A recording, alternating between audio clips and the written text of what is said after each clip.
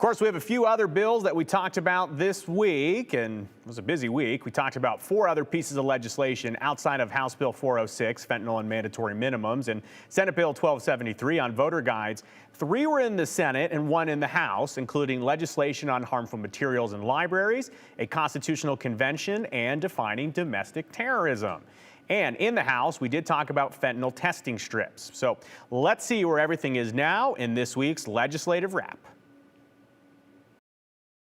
While the Library Association and many other people in the community do not feel any legislation is necessary, they clearly see that something should be passed this year. And second time might be the charm with the new Harmful Materials in Libraries bill.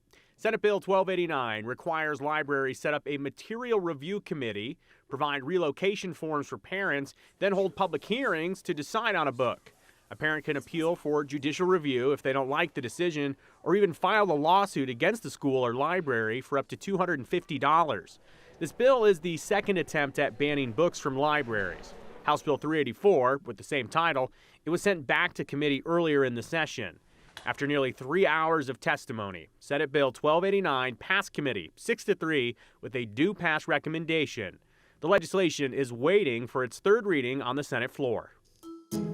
There are 2 ways to change the United States Constitution. Either a 2/3 vote by both houses of Congress, which are then ratified by 3/4 of the state, or for 2/3 of the state legislatures to agree to get together in a convention of states. That's all granted by Article 5 in the United States Constitution. That is what Senate Concurrent Resolution 112 is proposing, all in an effort for states to impose fiscal restraints on the federal government, limit its power and jurisdiction, and impose term limits on officials and members of Congress. Critics worry, though, a constitutional convention could open up a consideration of anything.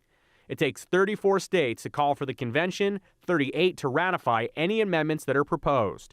SCR 112 passed committee with a do-pass recommendation and now heads to the entire Senate. In the absence of a federal congressionally authorized definition of domestic terrorist, everyone is making up their own definition. Senate Bill 1220 hopes to define domestic terrorism as activities done in cooperation with any foreign terrorist organization, as defined by federal agencies.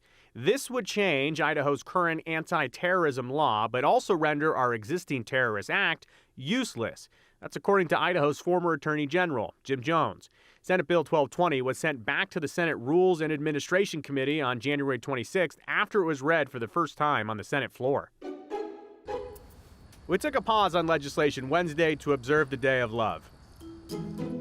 With House Bill 406 adding fentanyl to Idaho's mandatory minimum statute on the governor's desk, House Bill 441 popped up this week asking to take fentanyl testing strips off of the drug paraphernalia list because giving drug paraphernalia to another person is a felony in Idaho, carrying up to a $30,000 fine and 9 years in prison.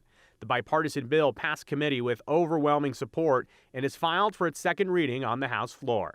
And that's a legislative wrap.